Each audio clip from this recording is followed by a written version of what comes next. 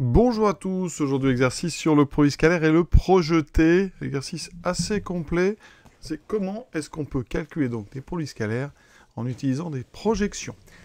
Donc ici une figure assez simple, hein.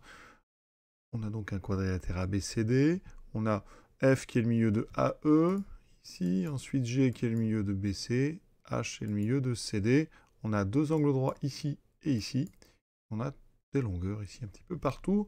On va donc calculer dans cette figure 10 produits scalaires. Il y a à peu près tous les cas, je pense, qu'on peut trouver qui utilisent uniquement du produit scalaire. Donc premier produit scalaire, DE-EC. Alors là, c'est vraiment très simple. Alors DE-EC, si on projette, alors de toute façon, il y a un angle droit ici en E, donc DE-EC, on pourrait faire plein de façons. DE est perpendiculaire à EC, donc DE et EC sont orthogonaux, donc vous pouvez directement conclure DE scalaire EC égale 0. Alors si on veut utiliser les projetés, eh bien qu'est-ce qui se passe? On va projeter donc le vecteur CE sur la droite ED. Donc on projette donc C sur la droite, donc ici ED ou DE, hein, c'est la même. On obtient le point E.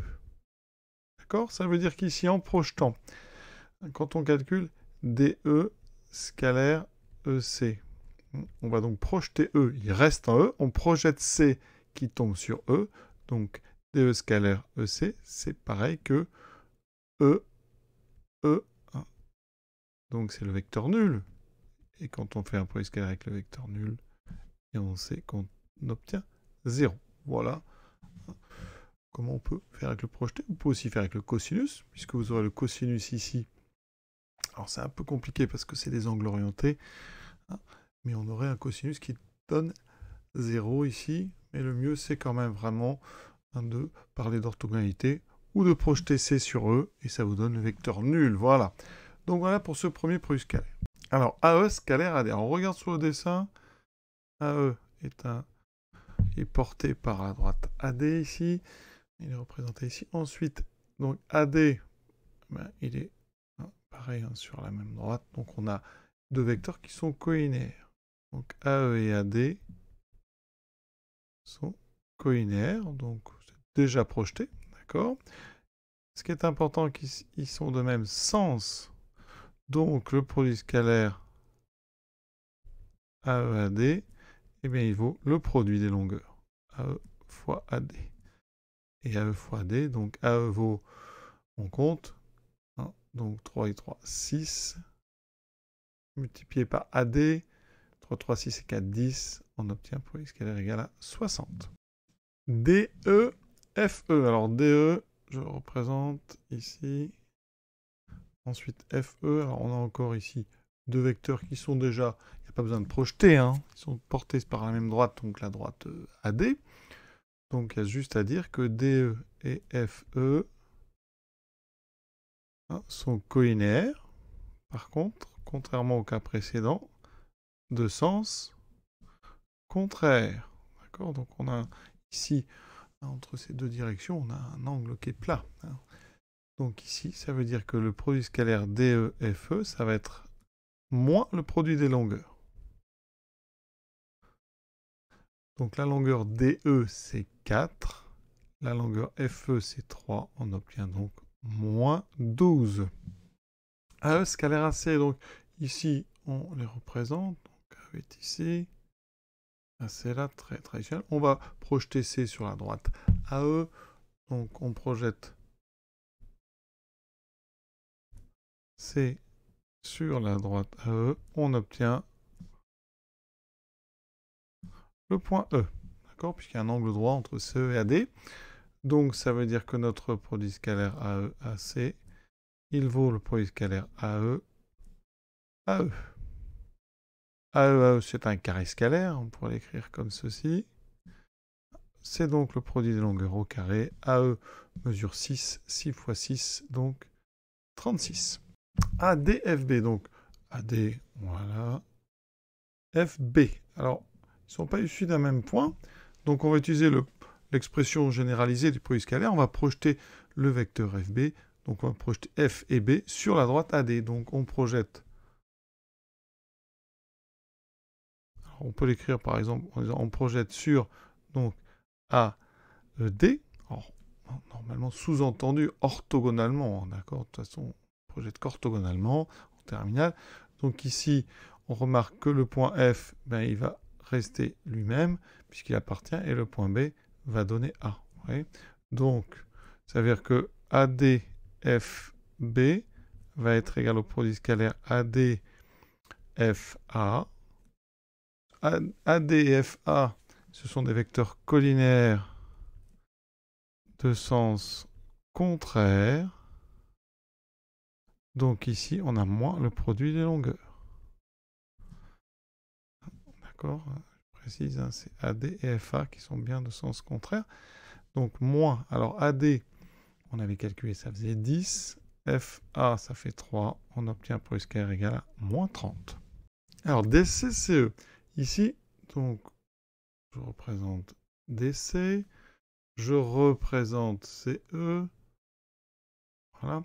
Alors, on projette qui? Si vous projetez, par exemple, CE, le souci en projetant CE, c'est que votre point E, le point C va tomber sur lui-même et le point E va tomber ici. Mais on ne sait pas du tout. Donc, on ne va pas projeter CE sur CD. Donc, l'idée, c'est qu'on va prendre plutôt le produit scalaire dans l'autre sens. CD, CE, DC. Et c'est DC, en fait, qu'on va projeter sur CE. Donc, qu'est-ce qui se passe? On projette, donc, sur la droite CE. Le point, donc, D va, par l'angle droit qu'on a en E, tomber sur E. Ensuite, C est déjà sur la droite. Il va rester là. Ça veut dire que votre produit scalaire DC-CE, qui était égal à CE-DC, est donc égal à CE, alors D donne E, donc CE-EC, qui sont, alors je précise, hein, CE-EC, sens contraire, sont collinaires, de sens contraire. Donc le produit scalaire, c'est un moins. C'est moins le produit CE fois la longueur EC, c'est-à-dire la même. C'est donc moins CE carré. C'est donc moins 36. Maintenant, CEFB. CE est ici. FB est ici. Vous voyez, ils ne sont pas du tout représentés au même endroit. On va donc en projeter un sur l'autre. La meilleure chose, c'est de projeter donc F sur CE. Ça donnera E, vous voyez. Et B, on va le projeter. Alors, où est-ce que ça tombe, se projeter? Est-ce qu'on est capable de le dire? Eh bien, oui. Comment? Eh bien, regardez. Je vais appeler donc soit... Alors, on va prendre AG, F, G, H, I, J, on va prendre K. Soit K, le projeter de B sur EC. Donc, vous voyez qu'ici, quand je vais projeter sur la figure, tenir ceci, mon point K, il est ici. Où est-ce qu'il tombe? Est-ce qu'on est capable de le dire? Eh bien oui, parce que BK est parallèle à AE et BA vaut 4. Donc ça veut dire qu'ici, hein, la figure BKEA est un rectangle. D'accord? Donc la longueur KE est égale à la longueur AB. Elle vaut 4. Voilà, ici on a donc KE qui vaut 4. Ça c'est intéressant parce que maintenant, donc CE scalaire FB, alors on projette. Hein, donc ici, le point F, en projetant, il tombe sur E. Donc, E et B tombe sur K. Donc, on a CE scalaire EK. D'accord? Hein, on projette. Donc, on projette sur EC. Le point F tombe sur E, puisqu'il y a un angle droit en E. Et le point B tombe sur K. Donc, le vecteur, ici, FB, il se projette en vecteur EK. J'obtiens CE et EK qui sont de sens contraire. Donc le produit scalaire, c'est l'opposé du produit des longueurs CE fois EK. Alors, moins CE, donc CE, alors ça vaut combien? On a dit que ça faisait 6, fois EK qui fait 4. On obtient moins 24. Ensuite, AB, scalaire, CE. Bon, ça va. Les deux vecteurs, ils sont collinaires. Donc, collinaires Alors, il y en a un qui va vers le haut, l'autre qui va vers le bas, donc de sens contraire. Donc, si vous projetez, en fait, on pourrait faire avec des projetés. Hein. Donc, je projette. Alors, on va projeter plutôt AB sur CE ou CE. Oui, on va faire donc CE scalaire AB. Si on veut faire des projetés, je projette AB sur CE. On vient de le faire presque. Hein. Le point A lui tombe sur E et le point B tombe sur K. Donc, j'obtiens CE scalaire EK. CE mesure ici. Donc, alors CE et EK, c'est de sens contraire. Donc ici, longueur CE, ça me fera donc 6 fois longueur EK qui fait 4. On obtient moins 24 comme précédemment. Vous pouvez remarquer que le projeté de AB de FB sur CE, c'est le même. Donc c'est pour ça qu'on peut se servir hein, de la question précédente si on veut. Voilà, là il y a plusieurs méthodes pour le rédiger. CE, CB.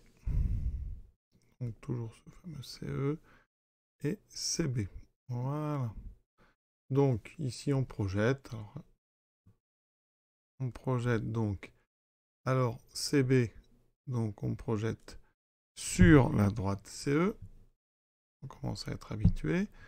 Le point donc C, il reste en C. Et le point B tombe sur ce fameux point K que j'ai créé tout à l'heure.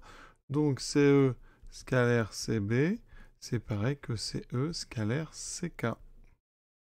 CE et CK, ils sont collinaires de même sens. J'obtiens donc le produit des longueurs. Donc c'est CE fois CK. CE, donc ça fait 6 fois CK. Alors ici, on avait trouvé que K faisait 4, donc CK vaut 2. D'accord? Donc 6 fois 2, 12. Et enfin, le dernier, donc on va avoir BG scalaire AF. Donc l'idée, hein, vous voyez, c'est qu'on va projeter. Donc on projette sur AF, la droite AF, donc sur la droite AD. Qu'est-ce qui se passe? Donc le point B tombe sur A, hein, on a un angle droit. Et le point G, il va tomber hein, sur le point F. Alors pourquoi? Hein, eh bien parce qu'ici, G est le milieu de BC, F est le milieu de AE. On comprend que G va se projeter sur F. Alors ça, on va l'admettre, mais pour le démontrer, on pourrait se placer dans un repère. Hein, montrer que les coordonnées du vecteur GF hein, eh bien, sont proportionnelles aux coordonnées du vecteur AB, par exemple. Hein, et ça nous donnerait donc des droites parallèles. Ça veut dire que ici, donc, comme on a parallélisme, eh bien, on a bien donc un angle droit ici. Hein. Conclusion, ça veut dire qu'on obtient PG scalaire AF qui est égal à, donc ici, donc on va passer par AF scalaire BG, comme d'habitude, je préfère toujours projeter le deuxième sur le premier, j'obtiens donc AF scalaire AF. On a donc encore un carré scalaire qui donne un carré de longueur, AF au carré ça fait 9. Voilà, cet exercice est terminé, à très bientôt.